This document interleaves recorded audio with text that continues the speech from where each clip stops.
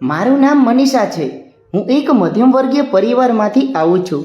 મારા માતા પિતા ન હતા અને મારા લગ્ન મારા મામા અને મામીએ કરાવ્યા હતા. તેણી મને બાળપણથી લઈને અત્યાર સુધી પોતાના બાળકની જેમ ઉછેરી હતી અને મારા માટે તેની હંમેશા એક ઈચ્છા રહેતી હતી કે તે મા વિનાની દીકરીને સારા પરિવારમાં પરણાવે. જ્યારે આ જગ્યાએથી મારો સંબંધ આવી ગયો ત્યારે મારા મામાને સમાચાર મળ્યા કે છોકરો અને તેનો ભાઈ ઘણું કમાય છે અને તેમની પોતાની મીઠાઈની દુકાન પણ છે. પણ મીઠાઈ બનાવનારા લોકો કેટલા પૈસા કમાય છે અને કેટલા નહીં તે મને ખબર ન હતી. પણ હું ચોક્કસ જાણતી હતી કે હું જ્યાં લગ્ન કરવા જઈ રહી છું તે બંને ભાઈઓ ઘણી કમાણી કરતા હતા અને તેની મીઠાઈઓ ખરીદવા લોકો દૂર દૂરથી આવતા હતા. મારા મામાએ કહ્યું કે તું ત્યાં હંમેશા ખુશ રહીશ અને આ આશા પર મેં તે પરિવારમાં લગ્ન કર્યા. મારા લગ્નને માંડ 1 મહિનો થયો હતો. મારી સાસુ દરવાજે ઊભી રહીને કેટલાય સમયથી કોઈકની સાથે વાત કરી રહ્યા હતા. મેં તેમને દરરોજની જેમ દરવાજે ઊભેલા જોયા ત્યારે હું મારા કામમાં વ્યસ્ત થઈ ગઈ, જેથી તે એવું ન વિચારે કે હું તેની વાત સાંભળી રહી છું, કારણ કે મારો ઈરાદો તેને સાંભળવાનો જ હતો. કારણ કે દિવસમાં કેટલી વાર મારી સાસુ દરવાજે ઊભી રહેતી અને કોઈની સાથે વાત કરતી અને જ્યારે દરવાજો બંધ કરતી ત્યારે તેના હાથમાં ઘણા પૈસા લઈને પાછી આવતી. તેના હાથમાં પૈસા જોઈને મને આશ્ચર્ય થતું કે તેને આ પૈસા આપે છે કોણ? હું આટલું જ જાણવા માંગતી હતી. તેથી તેની નજીક જઈ અને હું એનું વર્તન કરતી કે જાણે હું ખૂબ જ વ્યસ્ત હોઉં. તે જ સમયે મારી સાસુએ મને કંઈક ખૂબ જ વિચિત્ર કહ્યું, જે મને બિલકુલ સમજાયું નહીં. જ્યારથી હું અહીં આવી હતી મારી સામે ખૂબ જ વિચિત્ર ઘટનાઓ બનતી જોવા મળતી હતી. પહેલાં તો હું ચૂપ રહી, પણ હવે મારા મનમાં આ જાણવાનો રસ ઘણો વધી ગયો હતો. હું થોડીક નજીક ગઈ અને તેની વાત સાંભળવાનો પ્રયાસ કર્યો. દરરોજ મારી સાસુ કોઈને કોઈ સાથે વાત કરતી રહેતી, તેથી મને લાગ્યું કે તે લોકોને અમારા ઘર વિશે કહેતી હશે. પણ આજે મને બહુ નવાઈ લાગી જ્યારે મેં મારા પાડોશી પાસેથી સાંભળ્યું કે તેણે તેની પુત્રી અને જમાઈ માટે મારા જેઠ અને પતિની દુકાનેથી મીઠાઈ મંગાવી હતી. પણ મારા જેઠે કહ્યું કે જ્યાં સુધી જમાઈ અને દીકરી જાતે અહીં ન આવે ત્યાં સુધી તે મીઠાઈ આપી શકે નહીં, કારણ કે મોટા ભાગની મીઠાઈ દુકાન પર વેચાય છે. પડોશી કહેવા લાગી, હું ક્યાં આ મીઠાઈ ખાવાની હતી? હું ફક્ત તેમના માટે જ માંગુ છું અને તેમને જ ખવડાવવાની હતી. પાડોશીનો મૂડ ખૂબ ખરાબ થઈ રહ્યો હતો અને બીજી ઘણી બધી વાતો તે કહી રહી હતી. પણ મારી સોય ત્યાં જ અટકેલી હતી કે આ મીઠાઈની અંદર એવું શું હતું જે ફક્ત પરિણીત પુરુષો અને સ્ત્રીઓ જ ખાઈ શકે છે? મેં આ પહેલાં પણ સાંભળ્યું હતું કે શર્મા મિષ્ટાન ભંડારમાં મળતી મીઠાઈઓ ફક્ત પરિણીત લોકો જ ખાઈ શકે છે. આ વાત મને બહુ પરેશાન કરતી હતી. ચોક્કસ ત્યાં કંઈક બીજું હતું, જેથી તે પડોશણ તેના જમાઈને આ મીઠાઈ ખવડાવવા માંગતી હતી. તે મારી સાસુને કહેતી હતી કે આ પૈસા રાખો અને મને તમારા પુત્રની દુકાનેથી મીઠાઈ લાવીને આપો. પણ મને એ વાતથી આશ્ચર્ય થયું જ્યારે પાડોશી કાકીએ મારી સાસુને 10,000 રૂપિયા આપ્યા. મારી સાસુએ તે પૈસા તેની મુઠ્ઠીમાં પકડ્યા અને તેને તેની સાડીના પલ્લુમાં બાંધી દીધા. પૈસા લીધા પછી મારી સાસુના ચહેરા ઉપર એક વિચિત્ર સ્મિત હતું અને આ મારી સમજની બહાર હતું કે નાના વિસ્તારની આ ગરીબ સ્ત્રી પાસે આટલા પૈસા કેવી રીતે આવ્યા કે તે મારી સાસુની સામાન્ય મીઠાઈ માટે રૂપિયા 10,000 ચૂકવવા પણ તૈયાર હતી. હવે મારો રસ વધવા લાગ્યો. મારા જેઠના લગ્ન થયા હતા ત્યારે લગ્નના 1 મહિના પછી જ તેની પત્ની તેના પ્રેમી સાથે ભાગી ગઈ હતી. તે પછી મારી સાસુએ તેના પુત્રને લગ્ન કરવા માટે ખૂબ જ કહ્યું, પરંતુ મારા જેઠે લગ્ન ન કર્યા. પછી મારા પતિએ લગ્ન કર્યા અને મારા જેઠે આજ સુધી લગ્ન કર્યા ન હતા. મારા જેઠ અને મારા પતિ બંનેની મીઠાઈની મોટી દુકાન હતી. મેં સાંભળ્યું હતું કે મારા જેઠે સૌ પ્રથમ આ મીઠાઈની દુકાન ખોલી હતી. મારા પતિ પહેલાં કોઈ કામ કરતા ન હતા. જ્યારે અમારા લગ્ન થયા ત્યારે મારી સાસુએ તેમને કહ્યું કે હવે તારે તમારી જવાબદારી સમજવી જોઈએ, જેથી લગ્ન પછી તેને તેના મોટા ભાઈની મીઠાઈની દુકાને જવાનું શરૂ કરી દીધું. પણ હજુ મારા પતિ બહુ ઓછા દુકાને જતા હતા. ક્યારેક તે કપડાની દુકાને કપડાં વેચવા જતા અને ક્યારેક તે તેના ભાઈની મીઠાઈની દુકાને જતા હતા. પરંતુ મારા જેઠ ખૂબ જ વ્યસ્ત હતા. તે આખો દિવસ દુકાને બેસી રહેતા. મારા સાસુએ મને કહ્યું કે તેને કોઈ નોકર પર વિશ્વાસ નથી આવતો, તેથી તે પોતે જ દુકાને બેસે છે. અને છેલ્લા 1 અઠવાડિયાથી મારા પતિએ તેની દુકાને જવાનું બિલકુલ બંધ કરી દીધું હતું. કારણ કે મારા પતિને લાગ્યું કે મીઠાઈ વેચવામાં કોઈ આવડત નથી. મને શંકા થવા લાગી હતી કે દાળમાં ચોક્કસપણે કાળું કંઈક છે. મેં ઝડપથી સફાઈ કરી અને રસોઈ કરવાનું શરૂ કર્યું, જેથી મારા પતિના આવવા પહેલાં હું રસોઈ પૂરી કરી શકું. તે આખો દિવસ કપડાની દુકાને લોકોને કપડાં બતાવીને કંટાળી જતા. મારા પતિ કોઈ બીજી નોકરી શોધી રહ્યા હતા. ઘણી વખત મારા પતિ પૈસા વગર ઘરે પાછા ફરતા. હું ઈચ્છતી હતી કે મારા પતિને વધુ પગારની નોકરી મળે. મારા સાસરિયાના ઘરમાં કોઈ પણ પ્રકારની સમસ્યા ન હતી, કારણ કે ઘરમાં બધું રાશન હંમેશા ભરેલું રહેતું હતું. પરંતુ મારા જેઠ અને મારા સાસુ પાસેથી પૈસા માંગતા મને શરમ આવતી હતી. જ્યારે તેને ક્યારેય મને પૈસાની ના પાડી ન હતી, પણ ત્યારે હું આશ્ચર્યચકિત થઈ ગઈ જ્યારે મારી સાસુએ તે 10,000 રૂપિયા મને આપ્યા. હું તેનો ચહેરો જોતી રહી અને પૈસા સામે જોતી રહી હતી. મારી સાસુ કહેવા લાગી, તમે પૈસા કેમ જોઈ રહ્યા છો? આ પૈસા તમારા માટે છે. તમે તમારા માટે કપડાં ખરીદો અને તમારા માટે સાડીની ખરીદી કરો.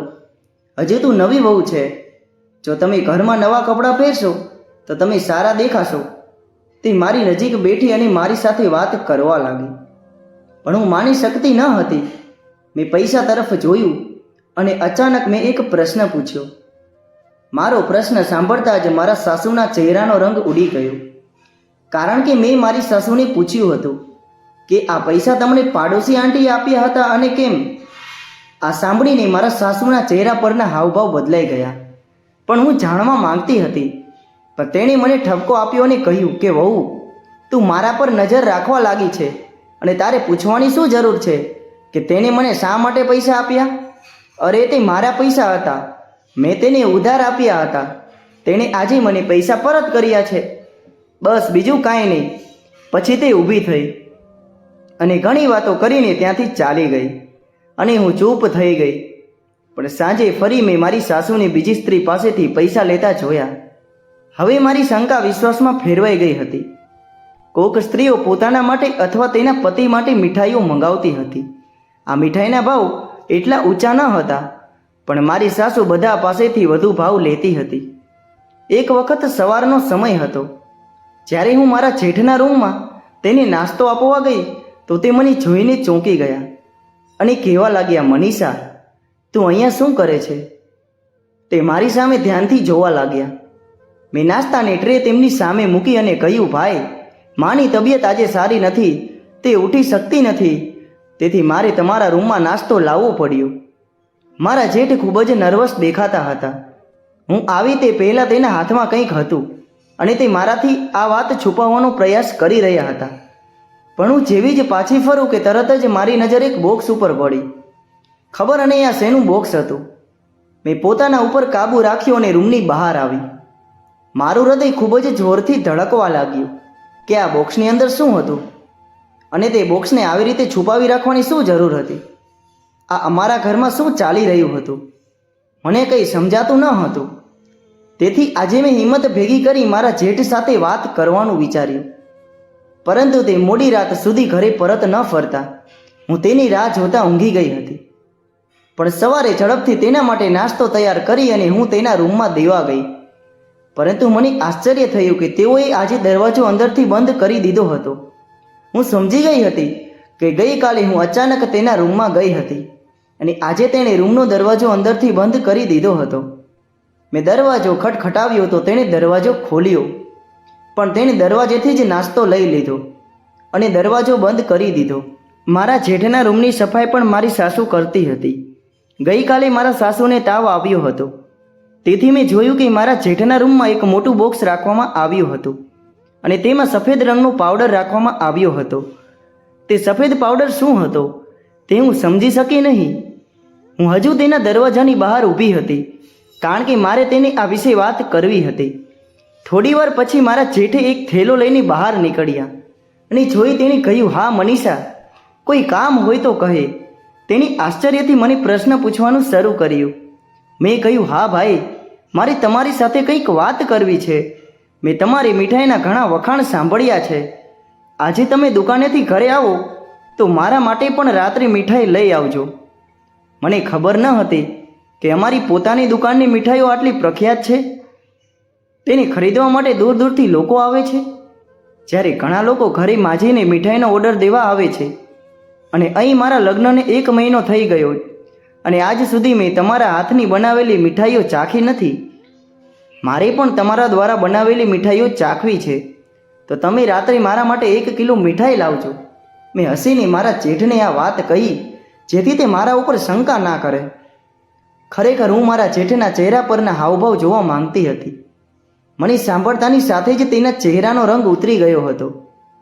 તેણે હા કે નામાં કોઈ જવાબ ના આપ્યો અને મને જોઈને તેણે માથું નમાવ્યું અને મારી નજીકથી પસાર થઈને ચાલ્યા ગયા. હું જાણતી હતી કે તે નર્વસ થઈ ગયા હતા, પણ તેમાં ચિંતા કરવા જેવું કંઈ નહોતું. મારા પતિ પણ ઘરેથી કામ માટે નીકળી ગયા હતા અને હજુ પણ મારી સાસુ સૂતા હતા. 2-3 દિવસથી તેની તબિયત સારી ન હતી અને દવાઓ લેવા છતાં તેની તબિયતમાં કોઈ સુધારો થયો ન હતો. હું ઝડપથી ઉઠી અને મારી સાસુની દવા લેવાના બહાને ઘરની બહાર નીકળી ગઈ. ગઈકાલે રાત્રે મેં મારા પતિને પણ પૂછ્યું કે તમારા ભાઈની દુકાનની મીઠાઈઓ આટલી પ્રખ્યાત કેમ છે? દૂર દૂરથી લોકો શા માટે તેને ખરીદવા માટે આવે છે? મારા પતિએ પણ મને કોઈ જવાબ ના આપ્યો. તેથી જ મેં નક્કી કર્યું હતું કે હું મારા જેઠ સાથે આ વિશે વાત કરીશ અને જો તેઓ પણ મને કાંઈ નહીં કહે તો હું તેમની દુકાન ઉપર જઈશ અને જોઈશ કે તેમની દુકાનમાં કેવા પ્રકારની મીઠાઈઓ મળે છે. હવે હું કોઈ બહાને તેની દુકાને જવા નીકળી ગઈ હતી. મને ડર હતો કે કોઈ મને ઓળખી ન લે. મેં મારો ચહેરો પણ સારી રીતે છુપાવી દીધો હતો. આખરે ઘણી તૂટેલી શેરીઓમાંથી પસાર થઈને હું મારા જેઠની દુકાને પહોંચી હતી, જ્યાં સર્વા મિષ્ટાન ભંડાર લખવામાં આવ્યું હતું. ઘણી સ્ત્રીઓ અને પુરુષો ત્યાં લાઈનમાં ઊભા હતા. હું પણ આ લાઈનમાં જોડાઈ ગઈ. મને ડરના કારણે પરસેવો થવા લાગ્યો. જેમ જેમ હું આગળ વધી મેં ત્યાં મારા જેઠને બેઠેલા જોયા અને મેં જોયું કે મારા પતિ પણ ત્યાં બેઠા હતા. પણ મારા પતિને જોઈને હું આશ્ચર્યચકિત થઈ ગઈ, કારણ કે આજે તેમણે મને કહ્યું હતું કે તેઓ નોકરી શોધવા કોઈ ફેક્ટરીમાં જઈ રહ્યા છે. તો પછી આજે તે અહીં શું કરી રહ્યા હતા? જો હું મારા પતિને તેના ભાઈની મીઠાઈઓ વિશે કોઈ પ્રશ્ન પૂછું તો મારા પતિ કહેતા કે હું તેના વિશે કંઈ જાણતો નથી અને મને મારા ભાઈની મીઠાઈની દુકાનમાં કોઈ રસ નથી. અને હવે જુઓ કે તે અહીં કેટલા શોખથી મીઠાઈઓ વેચી રહ્યા હતા. હવે મારો વારો પણ આવી ગયો હતો. મારા પતિ અને જેઠ ઝડપથી મીઠાઈ બાંધીને બધાને આપી રહ્યા હતા. મેં પૈસા આગળ કર્યા કે તરત જ મારા જેઠે પૂછ્યું કે પુરુષ માટે જોઈએ છે કે સ્ત્રી માટે? હું ગભરાઈ ગઈ અને ડરના કારણે મારા મોંમાંથી નીકળી ગયું કે મારે પુરુષ માટે મીઠાઈઓ જોઈ છે. પછી તેણે મારા માટે 1 કિલો મીઠાઈ પેક કરી અને મેં મીઠાઈને પકડી લીધી અને પૈસા આપી અને હું ઝડપથી ત્યાંથી નીકળી ગઈ. ખબર નહીં કેમ મને લાગ્યું કે બંને ભાઈઓએ મને ઓળખી ગયા છે, પરંતુ તે પણ બની શકે છે કે આ મારો વહેમ હોય. હું ઝડપી પગલાં સાથે ઘર તરફ જતી હતી. મારી પાછળ કોઈ આવી રહ્યું તો નથી ને? તે જોવા હું વારંવાર પાછળ જોતી હતી. હું ખૂબ જ મુશ્કેલીથી ડરીને ઘરે પહોંચવામાં સફળ થઈ અને મારા રૂમમાં ઘરે પહોંચતા જ મેં અંદરથી દરવાજો બંધ કરી દીધો. પહેલાં મેં થોડો સમય આરામ કર્યો અને મીઠાઈને ધ્યાનથી જોતી રહી. થોડા સમય પછી તે મીઠાઈને કિચનમાં છુપાવી દીધી, તેથી હું તેને આરામથી ખાઈ શકું. જ્યારે મારી સાસુ મને જોશથી બોલાવવા લાગી. હું દોડતી તેના રૂમમાં પહોંચી અને જ્યારે મેં તેના કપાળ પર મારો હાથ મૂક્યો ત્યારે તે તાવથી ખૂબ જ બળી રહી હતી. મેં કહ્યું, માં, તમને ખૂબ તાવ છે. મેં તેની સામે મૂંઝવણ ભરી નજરે જોયું. તેણે મને કહ્યું, વહુ, મને પીવા માટે પાણી આપો, મને ખૂબ જ તરસ લાગી રહી છે. મેં તેને પીવા માટે પાણી આપ્યું અને તેને તાવની દવા પણ આપી અને તેના કપાળ પર ઠંડા પાણીનું પોતું મૂકવાનું શરૂ કર્યું. હું મારી સાસુ વિશે ખૂબ જ ચિંતિત હતી. તે ખૂબ જ હિંમતવાન મહિલા હતી અને મને ખૂબ પ્રેમ કરતી હતી. અને આજે તેને આ સ્થિતિમાં જોઈને મારા દિલમાં વધુ ખરાબ વિચારો આવવા લાગ્યા. ગમે તે હતું, મારા પતિએ મને કંઈ કહ્યું ન હતું અને તેથી મને આ ઘરમાં કોઈ ઉપર વિશ્વાસ નહોતો. મને ડર હતો કે જો મારી સાસુને કંઈ થઈ ગયું તો આ બંને ભાઈઓ મને ગમે ત્યારે ઘરમાંથી કાઢી મૂકી શકે છે. કોઈ પણ રીતે મારા પતિ હંમેશા મારી સાથે ઝઘડતા રહેતા હતા. હું તેની પત્ની હતી અને તે હંમેશા મારી સાથે લડતા હતા.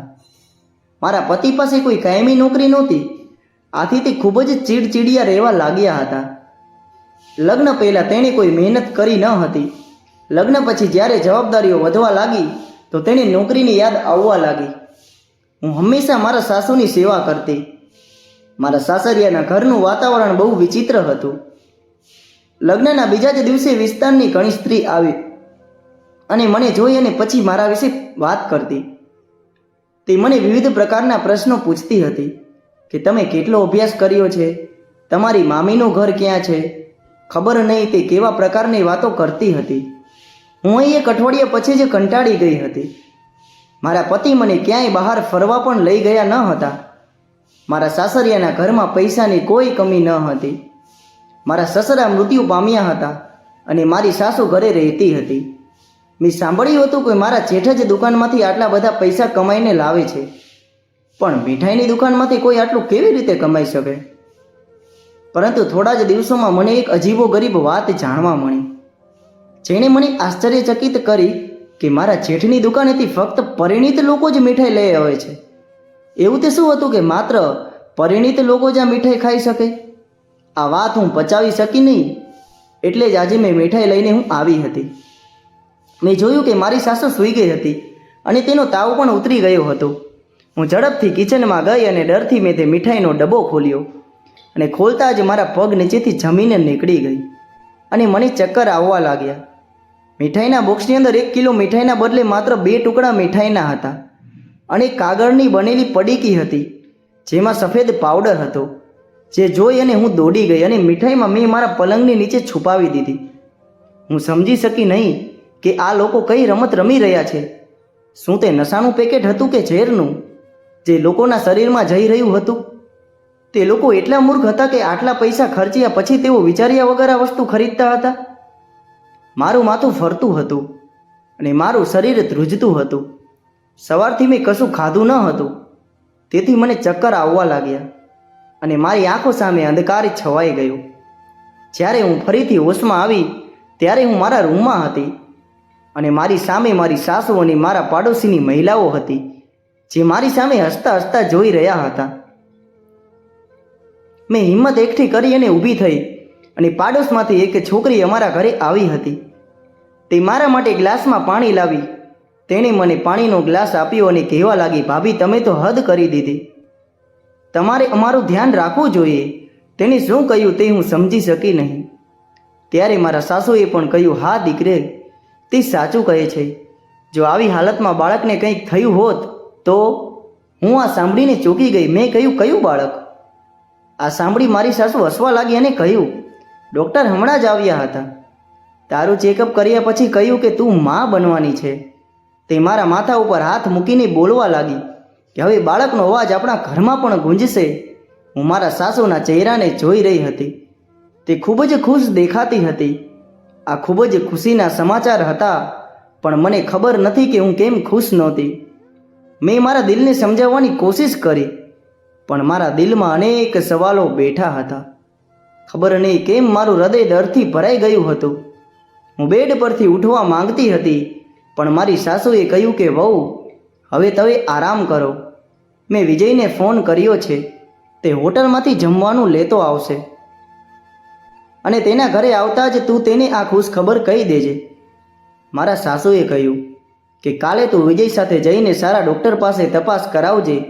મારી તબિયત સારી નથી, નહીંતર હું તને સારા ડૉક્ટર પાસે લઈ ગઈ હોત. મારી સાસુ મારી સાથે ખૂબ જ પ્રેમથી વાત કરી રહી હતી અને હું બેડ ઉપર સૂતી હતી. પાડોશમાંથી આવેલી બીજી મહિલાઓ ચાલી ગઈ હતી, પણ એ છોકરી હજી મારી નજીક બેઠી હતી. મેં તેને મારા માટે 1 કપ ચા બનાવવા કહ્યું. તે ખુશીથી ચા બનાવવા લાગી ગઈ. મને ખબર હતી કે થોડી વારમાં આખા મહોલ્લાને ખબર પડી જશે. રાત થતાં મારા પતિ ઘરે આવ્યા તો મારી સાસુએ તેને આ વાત કહી. તેઓ મારા રૂમમાં વાત કરવા આવ્યા હતા, પરંતુ મેં તેમને જોતાની સાથે જ મોં ફેરવી લીધું. તેણે મને પૂછ્યું, શું થયું મનીષા, તું ખુશ નથી? તે થોડા પરેશાન લાગી રહ્યા હતા.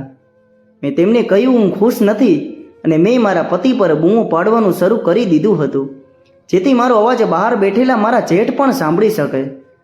પછી મારો મોટો અવાજ સાંભળીને મારા જેઠ પણ રૂમમાં આવી ગયા. તેણે મારા પતિને પૂછ્યું, શું થયું વિજય? મનીષાને શું થયું? તે આટલી બધી ચીસો કેમ પાડે છે? જો લોકો તેનો આટલો મોટો અવાજ સાંભળશે તો લોકો વાત કરવા લાગશે. તેણે મને મારો અવાજ નીચો રાખવા કહેવાનો પ્રયત્ન કર્યો. મેં જેઠ સામે જોઈને કહ્યું, હા, હું જાણું છું કે તમારા જેવા પુરુષો અવાજ કાપતા રહેશો. આ સાંભળીને બંને ભાઈઓ એકબીજાના ચહેરા તરફ જોયું. મારા પતિએ મારી સામે જોયું અને કહ્યું, તું ભાઈ સાથે કેવી વાત કરે છે? જ્યારે મારા જેઠે તેના હાથના ઈશારે મારા પતિને રોક્યા હતા. તેણે મારા પતિને ચૂપ રહેવા કહ્યું અને કહ્યું, હું મનીષા સાથે વાત કરું છું. તે મારી સામે બેઠા તો મેં કહ્યું, હું આ બાળકને દુનિયામાં કેમ લાવી શકું જ્યારે તમે બંને ભાઈઓ લોકોને ઝેર વેચો છો? આ સાંભળી બંને ભાઈઓ આઘાતથી મારી સામે જોઈ રહ્યા હતા. મારા જેઠે કહ્યું, ખુલીને વાત કર, અમે સમજ્યા નથી. તો મેં મારા પલંગની નીચેથી મીઠાઈની પેટી કાઢી અને તેની સામે મૂકી અને કહ્યું, આ રહ્યો સબૂત કે તમે મીઠાઈઓ આ બોક્સમાં ડ્રગ્સની પડીકી વેચો છો અને આ લોકો મીઠાઈઓ મોંઘા ભાવે ખરીદે છે માત્ર નશો કરવા માટે, કારણ કે તમે મીઠાઈની આડમાં ડ્રગ્સનો ધંધો ચલાવો છો. હું ઘણું બધું કહેવા માંગતી હતી, પણ મારા પતિએ મને કહ્યું કે તું શું કહે છે? તું કેવી વાહિયાત વાતો કરે છે? મારા પતિ મને ઘણી બધી વાતો સંભળાવતા હતા. જ્યારે મારા જેઠનો ચહેરો નિસ્તેજ થઈ ગયો. મારી સાસુ પણ આવી ગઈ હતી અને તે દરવાજે ઊભી રહીને બધું સાંભળતી હતી, પણ તે ચૂપ હતી. મારા જેઠે મારા પતિને કહ્યું, રોકાઈ જા. જો વિજય, આજે હું મનીષાને સત્ય કહી જ દઉં છું, કારણ કે આ પણ હવે આપણા પરિવારનું એક સભ્ય છે અને મને ખાતરી છે કે મનીષા આ વાત ક્યારેય કોઈને નહીં કહે. હું મારા જેઠના ચહેરા તરફ જોઈ રહી હતી. જ્યારે તેણે મને કહેવાનું શરૂ કર્યું કે તમે જે વિચારી રહ્યા છો તેવું કાંઈ જ નથી. હું એક શરીફ વ્યક્તિ છું અને આવી ગેરકાયદેસર વસ્તુઓ નથી કરી શકતો. હું સંજોગોથી મજબૂર થઈ ગયો હતો. બાળપણથી મને એક વૈદ્યના ઘરે કામ પર રાખવામાં આવ્યો હતો. મેં ત્યાં ઘણો સમય વિતાવ્યો અને વૈદ્યજી ખૂબ સારી દવાઓ આપતા હતા. તેની તૈયાર કરેલી દવાથી લોકો તરત સાજા થઈ જતા હતા. હું તેની પાસેથી ઘણું બધું શીખ્યો. જ્યારે હું મોટો થયો ત્યારે હું જ તેના બધા કામ કરતો હતો. હું સમજી ગયો હતો કે કઈ દવા કઈ રીતે તૈયાર કરવી અને કયા દર્દીને કઈ દવા આપવી. લોકો દૂર દૂરથી તેમની પાસે સારવાર માટે આવતા હતા. પછી એક દિવસ તે અચાનક મૃત્યુ પામ્યા. એટલે તે તેની દુકાન પણ બંધ થઈ ગઈ, કારણ કે તેને ચલાવવાવાળું કોઈ નહોતું અને તેના લગ્ન પણ થયા ન હતા. મેં તેની દુકાનનું સંચાલન કરાવવાનો ખૂબ જ પ્રયાસ કર્યો, પણ જ્યારે હું તેની દુકાન પર બેસવા લાગ્યો ત્યારે કોઈ મારી પાસેથી દવા લેવા આવતું ન હતું. તેની દુકાનનું ભાડું ચૂકવવા માટે મારી પાસે એટલા પૈસા પણ નહોતા. તેથી જ હું શરૂઆતના થોડા દિવસો સુધી દુકાન ચલાવતો રહ્યો, જે પછી દુકાન બંધ કરી દેવામાં આવી હતી. પછી મેં બીજું કામ ચાલુ કર્યું અને પૈસા ભેગા કર્યા. તે પછી મારા માતાએ તેના કરેલા કેટલાક ઘરેણાં વેચી દીધા અને કેટલાક પૈસા મારી પાસે જોડાયેલા હતા. આ રીતે મેં મારી પોતાની દુકાન ખોલી, પરંતુ હું જાણતો હતો કે મને કોઈ ફાયદો થશે નહીં. તેથી મેં મારી નાની દુકાનમાં મીઠાઈઓ વેચવાનું શરૂ કરી દીધું. લોકો મીઠાઈઓ પ્રેમથી ખાતા નહોતા અને મારી પાસે એટલી આવક પણ નહોતી. એક દિવસ એક માણસ મારી પાસે આવ્યો અને અમારી વાતચીત દરમિયાન તેણે કહ્યું, તેની તબિયત સારી નથી, તેને બ્લડ પ્રેશરની થોડી સમસ્યા છે. તેણે ઘણા ડૉક્ટરોની સલાહ લીધી, પરંતુ તેની સમસ્યા દૂર થઈ નહીં. તેથી મેં મારી પાસે રાખેલી વૈદિક દવા ભેળવી અને તેને મીઠાઈના બોક્સમાં મૂકી અને તેને કહ્યું કે તે મીઠાઈ સાથે ખાઓ.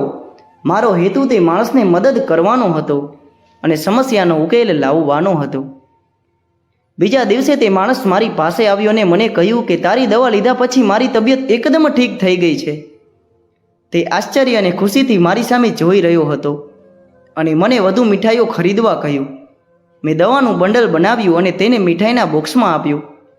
તેણે મારા વિશે ઘણા લોકોને કહ્યું કે હું જે મીઠાઈ વેચું છું તેમાં એટલી ગુણવત્તા છે જેના કારણે બીમાર લોકો ઝડપથી સાજા થઈ જાય છે. મારી દવાની વિશેષતા એ હતી કે જો કોઈ સ્ત્રી કે પુરુષને કોઈ તકલીફ હોય કે બાળક ના થઈ શકતું હોય તો આ દવા લેવાથી તેની સમસ્યા પણ દૂર થઈ જતી હતી અને ભગવાન તેને બાળક પણ આપતા હતા. આ રીતે મારી મીઠાઈઓ ફેમસ થઈ ગઈ અને મેં મીઠાઈની સાથે મીઠાઈના બોક્સમાં દવાના પેકેટ પણ મૂકવાનું શરૂ કરી દીધું. જેમ કે તેનાથી લોકોમાં ઘણો ફરક પડ્યો. લોકો મને આ પ્રકારની મીઠાઈ માટે હજારો રૂપિયા આપતા હતા. મારું આ કામ ઘણું વધી ગયું હતું. મેં ક્યારે એવો વિચાર પણ કર્યો ન હતો. તેથી મેં નક્કી કરી લીધું કે આ રહસ્ય વિશે હું કોઈને નહીં જણાવું. એટલા માટે જ પ્રખ્યાત છે કે મારા દ્વારા બનાવેલી મીઠાઈ માત્ર પરિણિત લોકો જ ખાઈ શકે છે. અને ત્યારથી હું ખૂબ જ પ્રખ્યાત થઈ ગયો હતો અને ઘણી સ્ત્રીઓ મારી માતા પાસે આવતી અને મીઠાઈ આપવા કહેતી. મેં જોયું હતું કે લોકો ડૉક્ટરો પાછળ કેટલા પૈસા ખર્ચે છે, પરંતુ તેમ છતાં તેમને કોઈ પરિણામ મળતું નહોતું. આ જ કારણ છે કે મારી દુકાન પર મીઠાઈની આડમાં દવાઓ વેચવામાં આવે છે, જે લોકો માટે ખૂબ જ ફાયદાકારક છે. અને આ જ કારણથી મારી દુકાન ઉપર મીઠાઈ ખરીદનારા લોકોની લાંબી લાઈનો હોય છે. મેં મીઠાઈનો ભાવ સામાન્ય જ રાખ્યો, પણ લોકો સ્વેચ્છાએ મને વધુ પૈસા આપવા લાગ્યા. હવે હું કોઈને કંઈ કહેતો નથી કે મારે કેટલા પૈસા જોઈએ છે. આ કિલો મીઠાઈના કેટલા પૈસા છે જે તે ખુશીથી આપે છે હું તે રાખી લઉં છું અને એ પૈસામાંથી ત્રીજો ભાગ ગરીબોમાં વેચી દઉં છું. તે દિવસે જ્યારે તે મારા રૂમમાં બોક્સ જોયું હતું, તે ડ્રગ્સ પાવડર નહીં પરંતુ તે મારા દ્વારા તૈયાર કરાયેલ મીઠાઈ કોઈને આપી હતી. અને જ્યારે તે લોકોએ મીઠાઈની સાથે મારી દવા પણ ખાધી ત્યારે બધાને ઘણો ફરક લાગ્યો. આ કારણોસર અમારા ઘરે ઘણી સ્ત્રીઓ મીઠાઈ લેવા આવતી હતી. હવે મારા મનના બધા સવાલો ખતમ થઈ ગયા હતા, કારણ કે તેણે મને બધું જ કહી દીધું હતું. મેં મારા જેઠ અને પતિ પાસેથી માફી માંગી લીધી તો તેઓ પણ હસીને મારા માથા ઉપર હાથ મૂક્યો અને કહ્યું કે કાંઈ વાંધો નહીં, તમે અમારા પરિવારના સભ્ય છો અને અમે જાણીએ છીએ કે તમે આ કોઈને કંઈ કહેશો નહીં. અને આ જ કારણ છે કે આપણા ઘરમાં લક્ષ્મી જ લક્ષ્મી છે અને કોઈ વસ્તુની કમી નથી. મેં મારા પતિ પાસે પણ માફી માંગી લીધી હતી અને મારા પતિએ મારી સાથે ખૂબ જ આનંદથી વાત કરી. આજે પહેલીવાર મને મારા પતિ બહુ ગમ્યા.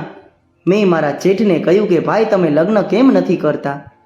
તમે તમારા નાના ભાઈના લગ્ન પણ કરાવી દીધા છે. મારા જેઠ મારી વાત સાંભળીને હસવા લાગ્યા અને કહ્યું, કારણ કે મારે મારા જ હાથની બનાવેલી મીઠાઈ ખાવી નથી. તેના કહેવાથી અમે બધા ખૂબ જ હસવા લાગ્યા.